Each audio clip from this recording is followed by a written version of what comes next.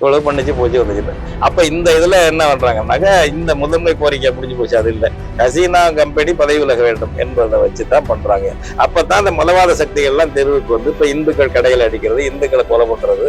இப்போ இந்தியாவிலேருந்து விமானங்கள் அனுப்பி வர்றவங்க வாங்கன்னு கூப்பிட்டு இருக்காங்க, வெளியில சொல்லாம இருக்காங்க. இந்த இஸ்லாம் இருக்கிற நாடுகள் எல்லாம் என்ன கதி ஏற்படுமோ அது வரும். இங்க அதே மாதிரி இந்து மதத்தையே ஒரு இஸ்லாம், பாகிஸ்தான் இஸ்லாம் மதம் மாதிரி, ஈரான் இஸ்லாம் மதம் மாதிரி இந்து மதத்தை மாத்திட்டு இருக்கு RSS திட்டம். அதுதான் அப்படி மாறுச்சுன்னா இந்த கதி தான் இங்க வரும். இந்த சாதாரண இல்லை. ஆனால் இன்றைக்கு வந்து அங்க மதம் தலையெடுத்து நிற்பதற்கான பின்னணி என்னவா இருக்கு? அதனால இதுல படிப்பினை எடுத்துக்கொண்டு நம்ம மதச்சார்பற்ற அரசியல் வேண்டும் என்பதை வந்து உறுதியா ஒவ்வொருத்தரும் இதுல படிப்பினையா எடுக்கிறது தான் மிக மிக முக்கியம். அது தேவை. இங்க வந்து எனவே அதனால முஸ்லீம்கள் அது மாதிரி எதுவும் பண்ணிட்டு இருந்தா கடுமையா பண்ணாக்கா அதை நாங்கள் விமர்சிக்க மாட்டோம்ப்பா அப்படிங்கிறது திராவிட கட்சிகள் அது மாதிரி விமர்சிக்க மாட்டாங்க. நாங்கெல்லாம் விமர்சிப்போம். 30 விழுக்காடு இதை எதிர்த்து மாணவர்கள் போராடுறாங்க. ஏன்னா அவங்க எதிர்காலம் பாதிக்கப்படுது இல்லை, அதை பரிசீலனை பண்ணாம முரட்டுத்தனமா அதை அடக்கி அந்த மாணவர்களை சுட்டு கொண்டு 300 பேருக்கு மேல இந்த மாதிரி சுட்டு கொண்டு இருக்கு. அது வந்து இஸ்லாத்தை விட்டுட்டு பொதுவான ஒரு ஆட்சி நடத்த விரும்புகிறார் முஜிபுர் ரஹ்மான் என்ற முஸ்லிம் மதவெறி தான் அதுக்கு துணை நின்றது. அப்பொழுதும் 1,08,000 கோடிக்கு வணிகம் நடந்திருக்கு, பொருளாதார வணிகம் நடந்திருக்கு பங்களாதேஷுக்கும் இந்தியாவுக்கும்.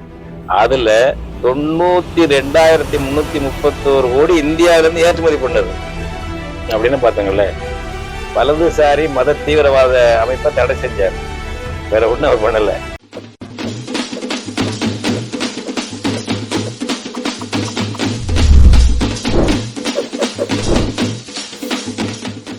தமிழர் கண்ணோட்டம் நேயர்களுக்கு வணக்கம்.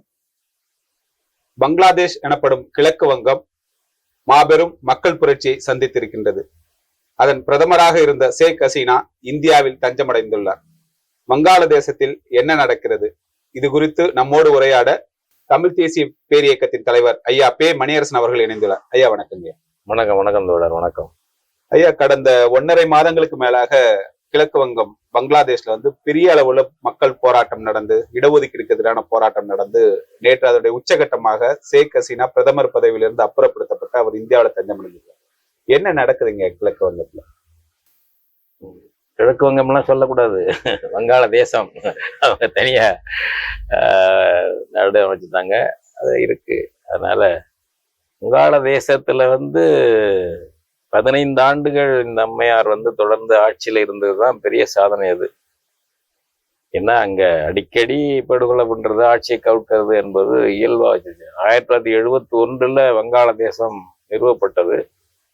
ஷேக் முஜிபுர் ரஹ்மான் தான் அதுக்கு வந்து தலைமை தாங்கியவர், சிறை போனவர், தியாகி. அவங்க குடும்பத்தை 71 அவங்க அமைக்கிறாங்க. முதல்ல மக்கள் போராட்டம், இராணுவம், பாகிஸ்தான் இராணுவத்தை இந்திய இராணுவம் அனுப்பியது, எல்லாம் நடந்தது. 75 அவரை படுகொலை பண்றாங்க ஷேக் முஜிபுர் ரஹ்மான. அவரு ஜியாவுர் ரஹ்மான்ங்கிற படைத்தளபதி. ஷேக் முஜிபுர் ரஹ்மான மட்டும் கொலை பண்ணல, குடும்பத்துல ஒருத்தரை கூட பாக்கி வைக்கல. இந்த அம்மா முஜிபுர் ரஹ்மான் மகள் ஷேக் ஹசீனா, அப்ப இந்த அம்மா பதவி இழந்திருக்க. இந்த அம்மா ஐரோப்பாவில் இருக்கப்ப பங்களாதேஷ்ல இருந்தா இதையும் காலி பண்ணியிருப்பானுங்க. இந்த மாதிரி படுமோசம். அதன் பிறகு அவன் 75 அப்படி பண்றான். 81 அவனை காலி பண்றாங்க. எர்ஷாத் என்பவரை ஜியாவுர் ரஹ்மான் காலி பண்ணிட்டு அவர் வந்து படைத்தளபதி தான், அவர் வந்து ஆட்சியை பிடிக்கிறாரு. இது போல வந்து ஒரு ஜனநாயகத்தன்மையற்ற வன்முறைகளும் இராணுவ தலையீடுகளும் என்பது பங்களாதேஷ்ல வழக்கமா போயிடுச்சு. இந்த அம்மா வந்து ஆட்சியில வந்து 15 ஆண்டுகளாக முன்னேற்றங்கள் அடைஞ்சிருக்குன்னு சொல்றாங்க. முன்னேற்றங்கள் வந்து அந்த சமூக வளர்ச்சி, மக்களுக்கான வேலை வாய்ப்பு, தொழில் வளர்ச்சி, இதெல்லாம் அடைஞ்சிருக்கு சொல்றாங்க. ஆனா சர்வாதிகாரமா நம்ம இருந்திருக்கு. இப்ப கடந்த தேர்தலில் கூட, கடந்த ஜனவரியில் நடந்த தேர்தலில் மோசடி பண்ணி தான் இந்த அம்மா வெற்றி பெற்றிருக்கு. ஜனநாயக உரிமைகள்லாம் பறிச்சிருக்கு. ஒரு நோபல் பரிசு பெற்ற ஒரு மிதவாதி, அவர் சாதாரணமானவர், முகமது யூனுஸ் என்பவர் வந்து அவர் கிராமப்புற பொருளாதாரம் பற்றி, கிராம வங்கி தொடங்கியவர், கிராமப்புற பொருளாதாரம் பற்றி ஆய்வு பண்ணி நோபல் பரிசு பெற்றவர். அவரை பிடிச்சி ஜெயிலில் போடுறாங்க. இப்போ அவரை தான் விடுதலை பண்ணிருக்காங்க. அவர் முதலே விடுதலை ஆயிட்டாரு, அவரை தான் இப்போ பிரதமராக போறாங்க. அவரை வந்து மற்றவங்கெல்லாம் ஒரு பொதுவான நபர் இருக்கட்டும், பிறகு தேர்தல் நடத்தி பார்த்துக்கலாம், அது வரைக்கும் இடைக்கால அரசுக்கு வந்து முகமது யூனுஸ் நோபல் பரிசு பெற்றவர் வந்து தலைமை அமைச்சராக இருக்கட்டும் என்ற நிலையில பண்ணியிருக்காங்க. அதுபோல வந்து ஆண்கள் பெண்கள் எல்லாம் ஜெயிலில் பிடிச்சி போடுறது என்பது இந்த அம்மாவுக்கு ரொம்ப சாதாரணம். அந்த நிலையில் இப்ப உடனடி காரணம் என்பது வந்து ஒரு வங்காளதேச போர்ல ஈடுபட்டவங்க, பாதிக்கப்பட்டவங்க, சிறைக்கு போனவங்க, அதுல ஈடுபட்டவங்க, அவங்களுடைய வாரிசுகளுக்கு இடஒதுக்கீடு, வேலை வாய்ப்புல எல்லாத்துலயும் இடஒதுக்கீடு 30 விழுக்காடு என்று கொண்டு வந்தது. அது வந்து அதிகமான ஒரு செய்தி. அது இப்ப சாதாரணமாக ஏதோ கொஞ்சம் கொடுக்கக்கூடாது என்பது இல்லை. இப்போ உச்சநீதிமன்றம் சொல்லியிருக்கு, இப்ப நடந்து அது 5 விழுக்காடு கொடுத்தா போதும்னு சொல்லியிருக்காங்க உச்சநீதிமன்றம். 30 விழுக்காடு இதை எதிர்த்து மாணவர்கள் போராடுறாங்க. ஏன்னா அவங்க எதிர்காலம் பாதிக்கப்படுது இல்ல. அத பரிசீலனை பண்ணாம முரட்டுத்தனமா அதை அடக்கி மாணவர்களை சுட்டு கொண்டு 300 பேருக்கு மேல இந்த அம்மா சுட்டு கொண்டு இருக்கு. இந்த அம்மா நேரா துப்பாக்கி முடியல, அவங்களுடைய ராணுவமும் போலீஸும் சுட்டு கொண்டு இருக்கு. கொஞ்சம் கூட ஒரு கவலை இல்லாம ஒரு அராஜகத்தை கட்டவிழ்த்து விட்ட அம்மையார் இந்த அம்மா. இப்ப இதுக்கு இந்த அம்மாவுக்கு நேர்ந்த கதி என்பது பல பேருக்கு கஷ்டமா இருக்கும். ஆனா இங்க இதுதான் இங்க வங்காளதேசத்துல இயல்பா இருக்கு.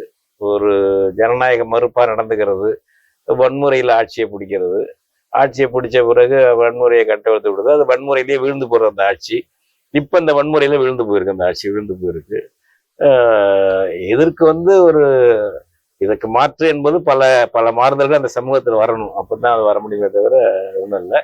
எனவே இதை வந்து நம்ம யாரும் ஐயோ இந்த அம்மா போயிடுச்சுன்னு சொல்றதுங்க இல்லை, நல்லதுதாப்பா அந்த அம்மா போயிடுச்சுன்னு சொல்றதுங்க இல்லை. அந்த மாதிரி 2 கட்ட நிலைமையில நம்ம ஒரு நடுநிலை உள்ளவங்க இருக்க வேண்டிய நிலையில அது இருக்கு. இப்ப இந்த போராட்டம், இந்த மாணவர் போராட்டம் என்பது வெறும் இடஒதுக்கீடுக்கு எதிரானதுதானா? என்னன்னா இப்ப அந்த மாணவர் போராட்ட தலைவர் சொல்லியிருக்கிறார், நஹீத் இஸ்லாம்ன்றவர், அவர் கடுமையாக தாக்கப்பட்டார். அவர் தான் இப்ப இந்த மாணவர் போராட்டங்களுடைய ஒருங்கிணைப்பாளர் இருந்தார். எந்த பின்னணியில் இதுக்கு ராணுவம் ஆதரவு பின்னணியில உள்ள கூட எந்த அரசு அமைந்தாலும் நாங்கள் எதிர்ப்போம், ராணுவ ஆட்சியோ அல்லது ராணுவத்தினுடைய ஆதரவு ஆட்சியோ. அப்ப வெறும் இடஒதுக்கீடுக்கு எதிரான போராட்டம் தானா, இல்ல இந்த சர்வாதிகாரத்துக்கு எதிரான ஒரு மாணவருடைய உளவியல் வெளிப்பாடு? இதுல வந்து 2 இருக்கு. வந்து சர்வாதிகாரத்துக்கு எதிரானது ஒண்ணு இருக்கு, மதவாதம் இருக்கு. இதுல சாதாரண இல்ல, ரொம்ப ஆய்வு பண்ண வேண்டிய சிக்கல்கள் இது. இப்ப நீ சொல்ற அந்த அவர் பேர் என்ன, நஹீத் இஸ்லாம். அப்ப அவரு தான் இவரை முதல்ல முன்மொழிகிறாரு. இந்த நோபல் பரிசு பெற்றவரை வந்து இடைக்கால தலைமை அமைச்சராக்கலாம் அப்படிங்கறத வந்து அவர் தான் முன்மொழிகிறாரு, டெம்பரரியா. ஆனா அங்க என்ன செய்தி இருக்குன்னாக்க, ஒரு மத தீவிரவாதம் அங்க இருக்கு. இப்ப இந்துக்களை ஏன் தாக்குறாங்க, அங்க இந்து கடைகளை எரிக்கிறாங்க. இப்ப நிறைய நடந்திருக்கு. இவங்க என்ன அங்க அரசியல தலையிட்டு அங்க எதுவும் பண்றாங்களா? இந்தியாக்காரங்களை தாக்குறது ஏன் தாக்குறாங்க? அப்ப நீங்க வந்து ஒரு மத தீவிரவாதம் பாகிஸ்தான்ல இருக்கிறது போல இங்க இருக்கணும். பங்களாதேஷ்ல கொஞ்சம் லிபரலா இருந்தாங்க, அதுல எல்லாம் அந்த மதவாதத்தை நீங்க முஜிபுர் ரஹ்மான் பாதிக்கப்பட்டதே அதனாலதான். வலதுசாரி மத தீவிரவாத அமைப்பை தடை செஞ்சாரு, வேற ஒண்ணும் அவர் பண்ணல. முஜிபுர் ரஹ்மான் நல்ல மனிதர் தான். அவர் வந்து இஸ்லாத்துக்கு எதிரானவர் அல்ல, அவர் இஸ்லாம் தீவிரவாதமா. இப்ப RSS வந்து ஆட்சி பண்ணா எப்படி இருக்கு இந்தியாவில் பாருங்களேன். இப்போ பண்ணும்போதே தெரியுது, நேரடியா RSS ஆட்சியை பிடிச்சிச்சுன்னு வச்சுக்கோங்க, எதிர்கட்சி எல்லாம் ஒண்ணும் இல்லை அப்படின்னா என்ன கதி ஆகும் நமக்கு. அது மாதிரி அவங்க வந்து அதெல்லாம் வந்து இஸ்லாத்து RSS அதெல்லாம் அவங்க எதுக்கும் போது அந்த கட்சியை தடை பண்றாரு அவரு. அந்த செட்டு தான் ராணுவத்தோட சேர்ந்ததுக்கு, ராணுவத்துல அந்த எண்ணம் உள்ளவனா இருக்கான். இப்ப பாகிஸ்தான்ல அடிக்கடி யார் போய் தலையிட்டு ஆட்சியை மாத்துறாங்க, ராணுவம் தானே. அந்த முஸ்லிம் மதமும் அது அவருடைய ஒரு கட்டுப்பாடு என்பது இடம் கொடுக்குது. அவங்க வந்து தலையிட்டு முஜிபுர் ரஹ்மானை கொலை பண்ணாங்க. இப்பவும் அதுதான் நடக்குது. இதுல வந்து மதவாதம், மத தீவிரவாதம் இருக்கு. இந்த மத தீவிரவாதிகளை வந்து ஆதரிக்கிறாங்க. ஏன்னா இப்ப இங்க என்ன ஆச்சுனாக்கா, இப்ப ஷேக் ஹசீனா அரசு வந்து இந்தியாவோட நட்பா இருக்கு. இந்தியாவோட நட்பா இருக்குன்னா நம்ம RSS மோடியுடைய ஒரு மதச்சார்பற்ற தன்மையில எல்லாம் இல்லை, வியாபாரம் அதிகமா நடக்குது. இப்ப ஒரு ஆண்டு கடந்த ஆண்டுக்கு மட்டும் 1,08,000 கோடிக்கு வணிகம் நடந்திருக்கு, பொருளாதார வணிகம் நடந்திருக்கு பங்களாதேஷுக்கும் இந்தியாவுக்கும். அதுல 92,331 கோடி இந்தியாவில இருந்து ஏற்றுமதி பண்ணது அப்படின்னு பாத்துங்களேன். அப்ப நீங்க அதானி, அம்பானி, இவங்க அண்ணன் தம்பி நரேந்திர மோடி அண்ணன் தம்பி எல்லாம் இருக்காங்க இல்லைங்க, இவர்களுக்கெல்லாம் அங்க கொள்ளையடிக்கிற கொண்டாட்டம் அது. இந்திய கார்பரேட் நிறுவனங்கள்லாம் யாரு? எல்லாருமா இந்திய கார்பரேட். நம்ம தமிழ் முதாயத்தை இருக்காங்கல்ல, குஜராத்தி இருப்பான், ஊபிக்காரன் இருப்பான், இந்திக்காரன் இருப்பான். இந்திக்காரன், குஜராத்தி, மார்வாடி சேட்டுகள் இவங்கதான், வேற யாரும் பெரும்பான்மை அவங்க தான். அவங்களுக்கு தான் அங்க கொள்ளையடிக்கிறதுக்கு வாய்ப்பு அந்த அம்மா கொடுத்துருச்சு, ஹசீனா கொடுத்துருச்சு. அதனால இவங்க சாஃப்டா இருக்காங்க. அது ஒரு இவங்களுக்கு முஸ்லீம் எதிர்ப்பு தான் முதன்மை. பாஜக ஆட்சிக்கு முதன்மையான எதிர்ப்பு என்பது முஸ்லீம் எதிர்ப்பு தான். இப்போ முஸ்லீம் நாட்டோடு நாங்க இருக்கணும்னு காட்டணும் நடிக்கிறதுக்கு, அதுக்கு பங்களாதேஷ் பயன்படுது. அங்க இந்த அம்மா இந்தியாவுக்கு ஆதரவா இருக்கே தவிர ஜனநாயகவாதியா இல்லை. அந்த ஜனநாயக மறுப்பு நடவடிக்கையை இவங்க கண்டுக்க மாட்டாங்க. எதையும் பண்ணிட்டு போ, யாரும் கண்டுக்க மாட்டாங்க. நீங்க சீனாக்காரன் மட்டும் என்ன இருக்கு, சீனாக்காரன் அவனை ஆதரிச்சா அவன் எந்த சர்வாதிகாரையும் ஆதரிப்பான். அது போல அமெரிக்காக்காரன் அவனை ஆதரிச்சா இப்ப இஸ்ரேல் என்னென்ன டூடியம் பண்ணாலும், மனித படுகொலை செஞ்சாலும் யுஎஸ்ஏக்காரன் இஸ்ரேல் ஆதரிப்பான். இவங்க எல்லாருமே இவங்களுக்கு அதுதான். அதனால இந்த சின்ன சின்ன அமெரிக்கா மாதிரி இந்தியாவை அவனை ஆதரிக்குது. இந்த நிலையில் தான் மக்களுக்கு ஒரு அதிருப்தியை அவன் பயன்படுத்திக்கிறாங்க. அந்த வகுப்புவாதிகள் பயன்படுத்திக்கிறான். இஸ்லாம் தான் இருக்கணும், மற்றெல்லாம் இருக்கக்கூடாது அப்படிங்கிறவங்க பயன்படுத்திக்கிறாங்க. அதை ஜனநாயக அடிப்படையில கையாண்டு இந்த 30% என்பதை அந்த அம்மா அதை பயன்படுத்துறாங்கல்ல. அவங்க எல்லாரையும் அந்த வகுப்பு வெறியர்கள், வலதுசாரி இஸ்லாம் வெறியர்கள் பயன்படுத்த வாய்ப்பு அளிக்குது இல்ல. அதை நடுநிலையில நம்ம தவறா பண்ணிட்டோம், 30% குறைச்சிக்குவோம்னு இந்த அம்மா வந்திருந்தா வலதுசாரிகள், அதை வலதுசாரி சொல்லக்கூடிய இஸ்லாம் மதவெறியர்கள், இந்து கடையெல்லாம் தாக்குறாங்கல்ல இந்த சந்தர்ப்பத்தை பயன்படுத்தி, அந்த மாதிரி மதவெறியர்களுக்கு அங்க ஒரு பொது ஆதரவு இருந்திருக்காது.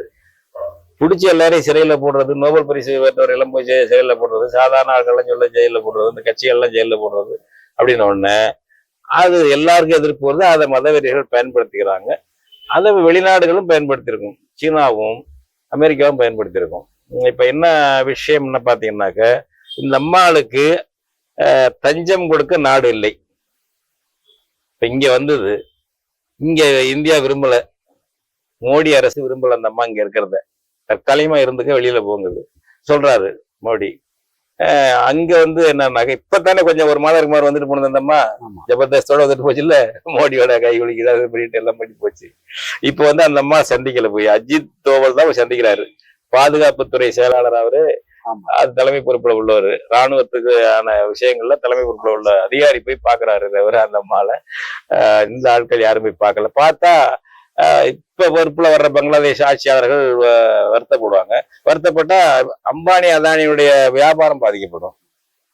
சீனாக்காரன் பிடிச்சிருவான், அல்லது யுஎஸ்ஏ காரன் பிடிச்சிருவான், யுஎஸ்ஏ ஆட்கள் பிடிச்சிருவான். இந்த மாதிரி விஷயங்கள்லாம் இருக்கு. வேற ஒண்ணும் இருக்குது இல்ல. அவசர அனைத்து கட்சி கூட்டத்தையும் நேற்று அனைத்து கட்சி எல்லாம் கூட்டம் நடத்தி ஒரு பேலன்ஸ்டா, இல்லைன்னா அவரெல்லாம் மோடிக்கு தெரியாத அனைத்து கட்சி ஆலோசனை தேவையே இல்லையே. எல்லாம் தெரிஞ்சவர் மோகன் பகவத்தும் மோடி எல்லாம் தெரிஞ்சவங்க. அவங்க அனைத்து கட்சி கூட்டம் போனலாம் சமாதானப்படுத்திக்கிறது. இதை என்ன பண்ணு மாட்டிக்கிட்டாரு இப்ப மோடி அரசு. இப்ப அவங்க சீனா உள்ள ஆதரவா இருக்க போறான். அவன் சீனா ஆதரவு தான் அவங்க இப்ப அரசு புதிய அரசு அமையும் போது சீனா ஆதரவா இருக்கும், இந்தியாவோட இருக்காது. அப்ப ஒரு சிக்கல் இவங்களுக்கு எல்லா வகையிலும். இவங்க அண்ணன் தம்பி மாமச்சான் வணிகம் எல்லாம் பாதிக்கப்படும் பாஜக காரவங்களுக்கு. அதனால நிதானமா கடைபிடிக்கிறது போல இருக்கும். நம்ம பாக்குறவங்களுக்கு பரவாயில்லப்பா, மோடி நம்ம ஊர்ல ஏதாச்சும் அதிக பிரசித்தனம் பண்ணா கூட வெளி விவகாரத்தில் நிதானம் கடைபிடிக்கிறாருன்னு தோன்றும். அதுக்கு காரணம் இதுதான், வேற வழி இல்லை. அங்க மாட்டிக்கிட்டாரு இவரு. அந்த அம்மாவுக்கு இவன் பிரிட்டன்ல அவங்க தங்கச்சி மக தொழிலாளர் கட்சி எம்பியா இருக்கு அந்த அம்மா. யாரு? ஹசீனாவுடைய தங்கச்சி மகள் அங்க லேபர் பார்ட்டியில இருக்கு, ஏதோ ஒரு பொறுப்புல இருக்கு அந்த அம்மா போடுறாங்க பத்திரிகையில. அவங்க ஏற்றுக்கொள்ளவில்லை, அங்க பாக்குது. இப்ப சவுதி அரேபியாவா இந்த யுனைடெட் அரப் எமிரேட்ஸுக்கு போறதா, பின்லாந்துல ஒரு இடம் உங்களுக்கு சொந்தக்காரங்க ஏதோ அங்க யாரோ ஒருத்தர் இருக்காங்க, ஹெல்சிங்கில இருக்காங்களாம், அங்க போறதா அப்படின்னு ஒரு 4-5 நாட்டை தேர்வு பண்ணிக்கிட்டு எங்க போறதுன்னு தெரியாம யார் கூப்பிடுவாங்க, அனுமதிப்பாங்க, கூப்பிடுறது என்ன இருக்கு, யார் அனுமதிப்பார்கள் என்ற நிலையில இந்த அம்மா இருக்கு. ஹசீனா டெல்லியில இருக்கு. இதுதான் நிலவரம். இதுல நமக்கு என்ன சொல்றது, இப்ப இவங்க பண்ணது தப்பு. அதனால சீனாக்காரனும் அமெரிக்காக்காரனும் போய் அதை ஆதிக்கம் போடுறது நம்ம ரைட்டு சொல்ல முடியுமா? இந்தியாக்கான அதே இருக்கட்டும், அது வியாபாரமே இருக்கட்டும் அங்கன்னு சொல்றதா? அதனால இது இவ்வளவு சிக்கலா இருக்கு. நமக்கு இப்ப நம்ம வந்து இதுல நம்ம அங்கெல்லாம் நம்ம தமிழ்நாட்டு பிள்ளைகள் எல்லாம் வேலையில இருக்காங்க. தமிழர்கள் அங்க வணிகம் செய்யறாங்க. அவங்க எல்லாம் பாதுகாப்பா இருக்கணும். ஒட்டுமொத்த இந்தியாக்காரங்க யாரா இருந்தாலும் பாதுகாப்பா இருக்கணும். அதற்கான வேலைகளை இந்திய அரசு செய்து உறுதிப்படுத்திக்கணும் என்பதை நம்ம ஆட்களுடைய கடைகள் தாக்கப்படுது, ஆளுகள் தாக்கப்படுறாங்க. அந்த படுகொலைகளும் நடக்கும், அந்த அபாயம் இருக்கிறது. அது இல்லாம தவிர்த்துக்கிறது தான் பார்க்கணும்.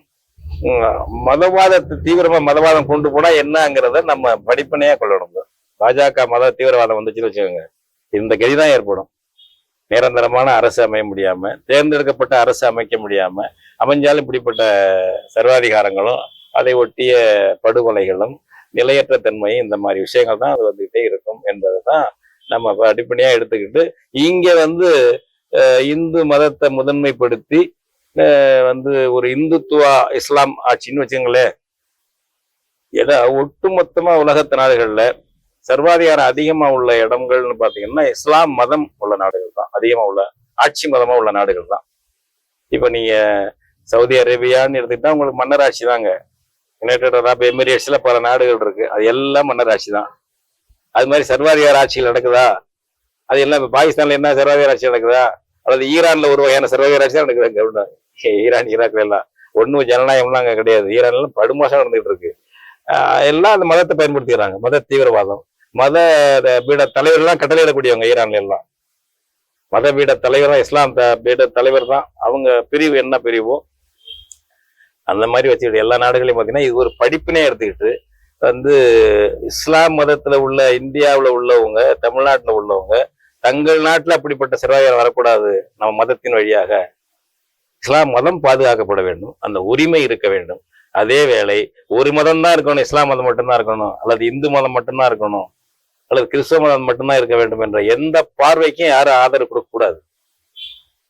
அந்த மாதிரி படிப்பினே நம்ம பெறணும். அப்படி ஒரு மதம் தான் அதுக்கு பண்ணி கொண்டு போனோம்னாக்க இந்த இஸ்லாம் இருக்கிற நாடுகள் எல்லாம் என்ன கதி ஏற்படுமோ அது வரும். இங்க அதே மாதிரி இந்து மதத்தையே ஒரு இஸ்லாம், பாகிஸ்தான் இஸ்லாம் மதம் மாதிரி, ஈரான் இஸ்லாம் மதம் மாதிரி இந்து மதத்தை மாத்திட்டு இருக்கு RSS திட்டம். அதுதான் அப்படி மாறுச்சுன்னா இந்த கதி தான் இங்க வரும். இந்த சாதாரண இல்லை, ஜனநாயகம் இருக்காது, மனித உரிமைகள் இருக்காது, எதுவும் இருக்காது. இந்த படிப்பினைகளை நம்ம பெற வேண்டும். குறிப்பாக தமிழ்நாட்டில் உள்ள இந்து மதத்துல இருந்தாலும், இஸ்லாம் மதத்துல இருந்தாலும், கிறிஸ்தவத்துல இருந்தாலும் மதம் என்பதை வரம்புக்குட்பட்டு வைக்கணும். அரசியலுக்கு வரக்கூடாது, அரசியல்ல தலையிடக்கூடாது. அதுல வந்து அதையெல்லாம் தாண்டி எனக்கு மதம்னா நீ சர்வாதிகாரத்தை விரும்புறன்னு அர்த்தம். சர்வாதிகாரத்துக்குனா நீ சாதாரண ஆளுகளா, உனக்கு அதுல பலன் ஒண்ணும் இல்லை. இப்ப இந்துத்துவ மத வெறி வந்து ஆட்சி வரும்னு வச்சுங்க, யாரு அவன் வடநாட்டுக்காரன் பலனடைய போறான், பிராமணர்கள் பலனடைய போறாங்க, ஆரியர்கள் பலனடைய போறான். நீ கீழே இருந்து தான் இருக்க போற, ஒண்ணும் கிடையாது. நீ அந்த இந்து மதத்திலே இருந்தாலும் உனக்கு ஒண்ணும் கிடையாது. காட்டி கொடுக்குறவங்களுக்கு இந்துக்களுக்கு சில பலன்கள் கிடைக்கும், அவ்வளவுதான், கைக்கூலி கிடைக்கும். மற்றபடி உன் வாரிசுகளுக்கோ உன் சமூகத்துக்கோ உன் சொந்தக்காரங்களுக்கோ எதுவும் பெருசு கிடைக்காது. அது மாதிரி இஸ்லாம் தான் உலகத்தையே ஆளணுங்கிற இஸ்லாம் கோட்பாடு. இப்ப IS எல்லாம் தானே உலகத்துக்கு ஒரே அரசு இஸ்லாமிய அரசு தான், இஸ்லாமிக் ஸ்டேட் தான் இருக்கணும் உலகம் பூராவுக்கும். அந்த மாதிரி கோட்பாடு ஜனநாயகத்துக்கு விரோதமானது, இந்தியாவுக்கு எதிரானது, தமிழ்நாட்டுக்கு எதிரானது என்ற உணர்வு இஸ்லாத்துல உள்ள மக்களுக்கும் வேணும். உங்க மத நம்பிக்கையில வகுப்புவாதிகள் குறுக்கிடுறது, இந்துத்துவ வகுப்புவாதிகள் RSS குறுக்கிடுறத நாங்க எல்லாம் எதிர்க்கிறோம், கடுமையா எதிர்க்கிறோம். தமிழ் தேசியவாதிகள் கடுமையா எதிர்க்கிறோம், மற்றவங்களும் மற்ற அமைப்புகளும் எதிர்க்கிறாங்க. அது ஒன்றும் மாற்றுக்கிறதே இல்லை. அதே சமயம் அடிப்படை இஸ்லாமிய வாதம் என்பதும் இஸ்லாமிக் அரசு தான் இருக்கணும், ஒரே மதம் தான் இருக்கணும் என்பதையும் நாங்கள் எதிர்ப்போம், நம்மளும் எதிர்க்கணும். அது போல இஸ்லாம் மதத்தில் உள்ளவங்களும் எதிர்க்க வேண்டும். நம்ம அதுல கைகோத்து நிக்கணும். இஸ்லாம் மதத்தில் இருந்தாலும், இந்துல இருந்தாலும், கிறிஸ்டின் இருந்தாலும், இல்ல மதச்சார்பற்று இருந்தாலும் நாமெல்லாம் ஒன்னா கைகோத்து நிக்கணும். ஒரு மதம் ஆட்சி, ஒரு மதம் தான் உலகத்துல இருக்க வேண்டும், அல்லது இந்தியாவில ஒரு மதம் தான் இருக்க வேண்டும் என்று யார் எப்படி சொன்னாலும் என்ன சொன்னாலும் அதை நம்ம ஏற்கக்கூடாது என்ற படிப்பினையே பெறணும். பெற்றா அந்த அந்த பெறவில்லை என்றால் இது மாதிரிதான் பங்களாதேஷ் மாதிரி பாகிஸ்தான் சீரழிது பாருங்களேன். இப்ப இம்ரான்கான் எங்க இருக்காரு? நாட்டினுடைய பிரதமரா இருந்தவர், எத்தனை வழக்குகள். அவருக்கு கொடுக்க ஜெயில் தண்டனைக்கு ஒரு ஆயுள் எல்லாம் போதாது, கொடுத்துக்கிட்டே இருக்காருங்க. என்னைக்கு பாகிஸ்தான்ல ஜனநாயகம் வந்தது சொல்லுங்க? பாகிஸ்தான் நம்ம ஆதரிக்கிறதுக்கு இல்ல, அங்க உள்ள மக்களுக்கு என்ன ஜனநாயக உரிமை இருக்கு, என்ன குடியுரிமை இருக்கு, என்ன ஜனநாயகம் இருக்கு, என்ன நடக்குது? இதே மாதிரி அடிக்கடி கொலைகளும், ஆட்சியர்களும் கொலையில போடுறதும், தூக்குல போடுறதும், சிறையில போடுறதும். ஐயா, இப்ப நமக்கு அடிப்படை ஒரு கேள்வி. இந்த பங்களாதேஷ் பிரிவினைக்கு மிக மிக முதன்மையான காரணமாக இருந்தது வங்க மொழி. பாகிஸ்தான்ல வந்து தங்களுடைய வங்கத்துக்கு உறுதியான இடம் கிடைக்கல, அங்க உருதுதான் கோல் வச்சது, அதனாலதான் வந்து நாங்கள் போராடுகிறோம். அந்த பங்களாதேஷ் பிரிவினைக்கு மிக அடிப்படையாக காரணம் இருந்தது ஒரு மொழி. ஆனால் இன்றைக்கு வந்து அங்க மதம் தலையெடுத்து நிற்பதற்கான பின்னணி என்னவா இருக்கு கருது? இன்னைக்கு மட்டும் இல்ல, அன்னைக்கும் வந்து இவங்க மத பிரிவுகளுக்கும் மேற்கு பாகிஸ்தானுடைய மத பிரிவுகளுக்கும் வேறுபாடு இருக்கிறது. வெறுமனே தேசிய இன பிரச்சனை மட்டுமல்ல, மத விஷயங்கள்லையும் வித்தியாசங்கள் இருக்கு. வந்து அதுவும் ஒண்ணு இருக்கு. அதையெல்லாம் சேர்த்து அவங்க போராடுறாங்க. அப்படி போராடும் பொழுது கூட இப்ப நீங்க மேற்கு வங்காளத்திலேருந்து பிரிஞ்சதானே கிழக்கு வங்காளம். இவங்களும் வங்காளி, அவங்களும் வங்காளி. என்னையாவது ரெண்டு பேரும் இணக்கமாகணுங்கிற ஒரு கருத்து வந்திருக்கா? இது மேற்கு வங்காளமா இந்துக்கள் மாநிலம், கிழக்கு வங்காளமா இஸ்லாம் நாடு. அது அந்த பார்வை தான் இருக்குது. அதனால அது ஷேக் முஜிபுர் ரஹ்மான் பிரிஞ்சு போறதுக்கான தனி போராட்டம் நடத்த போது அது ஒரு செக்குலர் போராட்டம் மட்டுமல்ல, மதமும் மேற்கு பாகிஸ்தானுடைய அவங்களுடைய உருது மொழி, அவங்க பிரிவுடைய ஆதிக்கம், இஸ்லாம் ஆதிக்கம், அது இங்க வர்ற போது அதை ஏத்துக்காதவங்களும் இருக்காங்க. அதனால மத போராட்டத்தின் போது இதற்கான கூறுகளா இருந்தது. அது மதமே இல்லாம இல்ல, இந்த ஊர் இஸ்லாம் என்பது அதுக்கு ஒரு துணையா இருந்தது. அது பங்களாதேஷ் இஸ்லாம் என்பதும் துணையாக இருந்தது. அவங்க பிரிவுகளும் அது துணையா இருந்தது. ஆனா அது வந்து ஒரு அடக்கத்தோட இருந்தது. கடைசியில வந்து ஒரு செக்குலரிசம் மாதிரி கொண்டு வந்தாரு ஷேக் முஜிபுர் ரஹ்மான். ஒரு மதச்சார்பற்ற அரசு நம்ம அரசு இருக்கணும் காலி பண்ணாங்க.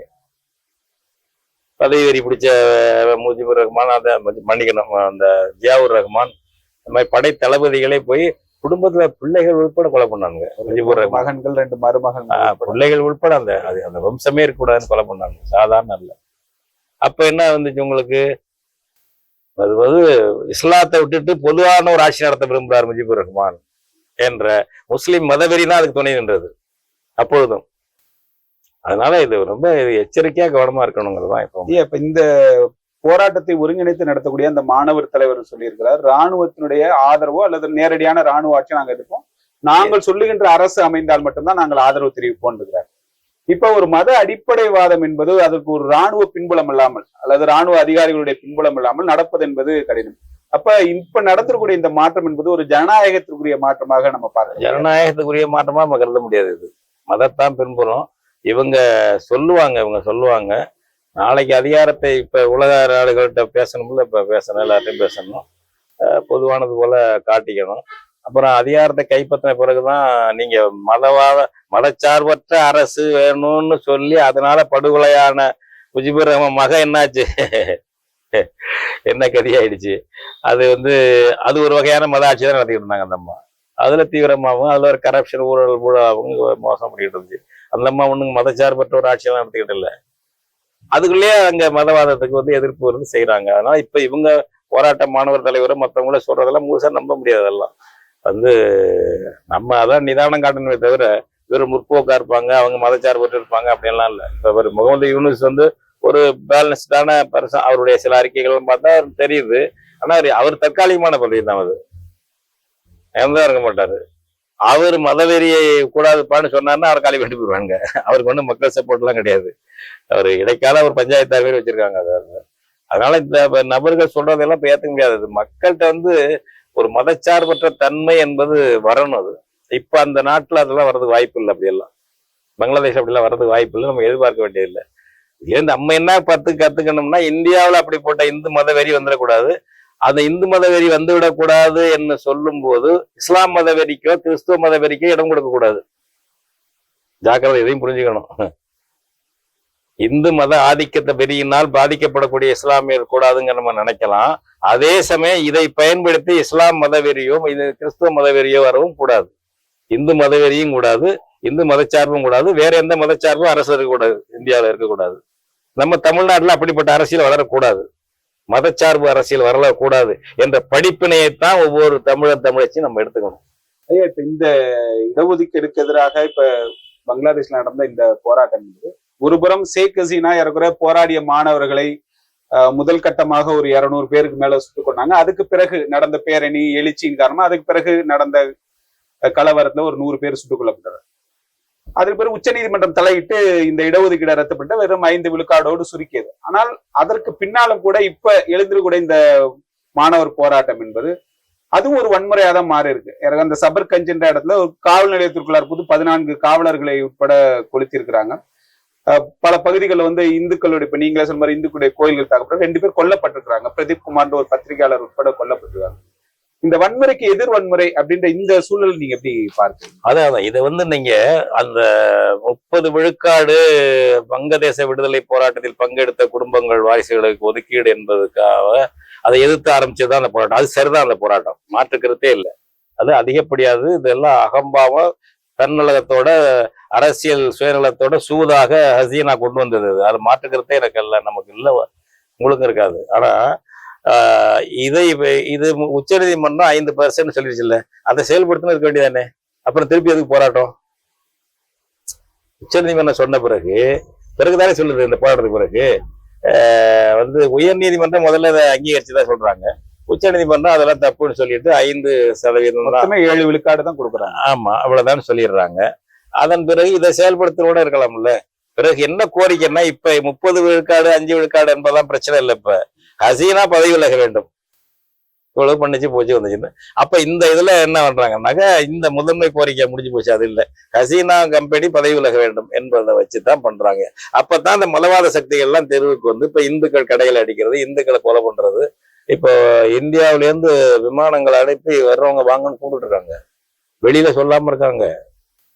அங்க உள்ளவங்களை வந்து பாதுகாப்பு இல்லை அப்படிங்கிற நிலையில இங்க இருந்து விமானங்களை தயார் பண்ணி அங்க இருந்து கொண்டு வர்றதுக்கு, அழைச்சிட்டு வர்றதுக்கான ஏற்பாடு பண்ணிட்டு இருக்காங்க. ரொம்ப பாதுகாப்பு இல்லாம இருக்காங்க அங்க உள்ள இந்திய நாட்டை சேர்ந்தவங்க. தமிழர்களா இருந்தாலும் மற்ற இனங்களை சேர்ந்தவங்களாலும் இந்திய நாட்டை சேர்ந்தவர்கள் பாதுகாப்பு இல்லாம அங்க இருக்காங்க. அதாவது இந்துக்களா உள்ளவங்க, முஸ்லீம் இல்லாதவர்கள் என்பது பாதுகாப்பு இல்லாம. அப்ப அது மதவாத போராட்டமா வலதுசாரி சக்திகள், மதவாத சக்திகள் எடுத்துக்கிடுச்சு. அப்ப இந்த அம்மா ஒரு காட்டு முன்னாடித்தனமா ஒடுக்குமுறை பண்ணதுனால, பொதுவாக நடுநிலையாகவோ மதச்சார்பற்ற தன்மையிலேயோ ஒரு ஜனநாயக கோரிக்கை வச்ச செட்டு கூட என்ன பண்ணுவாங்க, மதவாதிகளோட கைகோக்கூடிய நிலைமை வந்துடுறது. இப்ப நடந்த போராட்டம் என்பது மதவாத சக்தியுடைய இஸ்லாம் மதவாத சக்தியுடைய மேலதிகம், அதோடைய தொடர்புகள் இருக்கலாம், சீனாவோடும் அமெரிக்காவோடும் ஒரு உள் தொடர்புகளும் இருக்கலாம் என்று ஐயப்படுகிறார்கள். அரசியலை விட்டு கவனிக்கிறவர்களும் ஐயப்படுகிறார்கள். அந்த மாதிரி இருக்க தவிர இது வந்து 30 விழுக்காட்டை குறை அல்லது நீக்க என்பதோட இது இல்லை. இப்ப இது வேற திசைக்கு போயிடுச்சு. இப்ப 2வது கட்டமா நடக்குது அந்த போராட்டம். அந்த வகையில்னா நம்ம வந்து இதை படிப்பனையாவும் எடுத்துக்கணும். நம்ம அதோட மட்டும் பார்க்காம இந்த மாதிரி எந்த மதவாதமும் மதவெறியும் அரசியல தலையிடக்கூடாது என்பதுல ஒரு பொதுநிலையில எல்லாரும் ஒரே கருத்துல இருக்கணும். அதை வந்து அதை பரப்பணும். அது இல்லாமல் போனால் இப்ப நம்ம எத்தனை சம்பவங்கள்ல RSS அல்லது பஜ்ரங் தள் இத்தனை வன்முறைகளை பண்ணிருக்கு. மாட்டுக்கறி இல்லாத வீட்டோட மாட்டுக்கறி இருந்ததா கொலை பண்ணலையா? எத்தனை பேரை கொலை பண்ணிருக்காங்க. இந்த அறிவாளிகளை எத்தனை பேரை கொலை பண்ணிருக்காங்க கர்நாடகத்துல அல்லது மும்பைல எல்லாம். என்ன கொஞ்சம் நஞ்சமா அவங்க நடத்துற கொலை, கொஞ்சம் நஞ்சமா? அது மாதிரி இருக்கு. அதாவது சூழ்நிலை வந்தால் பங்களாதேஷ் இடத்துல நடந்தது மாதிரி RSS இங்கேயும் செய்யும். அது சூழ்நிலைன்னா பொது சூழ்நிலையா காட்டிக்க வரணும். அதுக்காக மட்டும் இல்ல. குஜராத் படுகொலை எப்படி நடந்தது? குஜராத் படுகொலை கடைசியில என்னன்னா, இந்துக்கள் கொலை பண்ணிட்டாங்கன்னு கொண்டு வந்தாங்கல்ல, ரயில் விஷயத்தை வச்சு. கோத்ரா ரயில் சம்பவத்தை அப்படி எல்லாம் பண்ணிட்டாங்கல்ல. 2000 பேர் வரையிலும் ஒரு படுமோசமாக முஸ்லிம்களை இந்துக்கள் கொலை பண்ணாங்க. அப்ப ஒரு மோடி அரசு தான் இருந்தது. அது சாதாரணமா? நீங்க அதெல்லாம் நினைச்சு பாருங்க. அதனால பங்களாதேஷ சொல்லும் போது நம்ம நாட்டுல அது மாதிரி நடந்துட்டு இருக்கு, கொஞ்சம் கொஞ்சம் நடந்துட்டு இருக்கு. கடந்த காலத்துல நடந்திருக்கு. வந்து காந்தியை சுட்டு கொண்டது யாரு? கோட்சே. ஒரு இந்துத்துவ அரசியல்வாதி. அவர் RSSல இருந்தாரா, இந்து மகாசபையில இருந்தாரா? ரெண்டும் ஒண்ணுதான். வேற எதுல உறுப்பினர் வாங்கியிருந்தாரா? அந்த வாதம் எல்லாம் கிடையாது. இந்துத்துவ ஆட்சி நடக்கணும், மற்றவெல்லாம் கீழ்ப்பணிஞ்சிருக்கணும்ங்கிற கொள்கையுடைய இந்து மகாசபை RSS இதுல இருந்தார். இந்த கொள்கை தான் செயல்படுத்தினார். அதுக்காக தான் காந்தியை சுட்டு கொண்டார். இந்த நாடும் பாதிக்கப்பட்டிருக்கு, ஞாபகம் வச்சுங்க. இந்துத்துவ அரசியலால் பாதிக்கப்பட்டிருக்கு. அதே முஸ்லிம் தீவிரவாத அரசியலாலும் பாதிக்கப்பட்டிருக்கு. அதனால இதுல படிப்பினை எடுத்துக்கொண்டு நம்ம மதச்சார்பற்ற அரசியல் வேண்டும் என்பதை வந்து உறுதியா ஒவ்வொருத்தரும் இதுல படிப்பினையா எடுக்கிறது தான் மிக மிக முக்கியம். அது தேவை. இங்க வந்து எனவே அதனால முஸ்லிம்கள் அது மாதிரி எதுவும் பண்ணிட்டு இருந்தா கடுப்படியா பண்ணாக்கா அதை நாங்க விமர்சிக்க மாட்டோம்ப்பா அப்படிங்கிறது. திராவிட கட்சிகள் அது மாதிரி விமர்சிக்க மாட்டாங்க. நாங்கெல்லாம் விமர்சிப்போம். இப்ப இது வேண்டாம்ப்பா, ஹிஜாப் வேண்டாம், முக்காடு போட்டு பள்ளியோடத்துக்கு போவான்னு சொன்னா என்ன தப்பு இருக்குதுல? நீ தனியா தெருவில் போகும்போதே முக்காடு போட வேணாம்னு சொன்னா சரி, தப்பு வேணாம், அவங்க கலாச்சாரம் ஆயிடுது. சீருடை அணிஞ்சிட்டு போகும்போது அது வேண்டாம்னு சொன்னா என்ன பெரிய அது வந்துருச்சு, அதை கண்டுக்க மாட்டாங்க. அது மாதிரி இன்னும் பல பேர் பல இதில் விவாதிக்கணுங்க. சின்ன பிள்ளைகளுக்கு கல்யாணம் பண்ணக்கூடாது 18 வயசுக்குள்ள உள்ள பிள்ளைகளுக்குன்னு சொன்னா என்ன தப்பு? அது முஸ்லீமா இருந்தா, இந்துவானா, கிறிஸ்டினா இருந்தா இல்ல அந்த மதம் அனுமதிக்குதுப்பா, இதுல எல்லாம் இடம் கொடுக்கூடாது. நம்ம எந்த மதத்துல இருந்தாலும் சரி, மத எதிர்ப்பு மத ஆதரவு எதுல இருந்தாலும் சரி, அல்லது இந்து கிறிஸ்டின் முஸ்லீம் எதுல இருந்தாலும் சரி, இந்த மாதிரி பொது விஷயங்கள் எல்லாம் நம்ம ஒரு நிலைப்பாடு எடுக்கவில்லை என்றால் மதவாதத்துக்கு வாழ் பிடிச்சிட்டு போவோம். ஒண்ணு இந்து மதவாதத்துக்கு வாழ்ச்சிட்டு போவோம், இல்லைன்னா இஸ்லாம் கிறிஸ்தவ மதவாதத்துக்கு வாழ் பிடிச்சிட்டு போவோம். அது ஜனநாயகத்தை அழிச்சுன்னு எதா இருந்தாலும் இந்த படிப்பினை நமக்கு இருக்க வேண்டும். குறிப்பா தமிழ் தேசியர்கள், தமிழர்கள், தமிழ்நாட்டு மக்கள் அனைவருக்கும் பொதுவான தமிழ் தேசியம். எந்த மதத்துல இருந்தாலும் நீங்க மதத்தை விட்டுவாங்கன்னு நம்ம சொல்லல.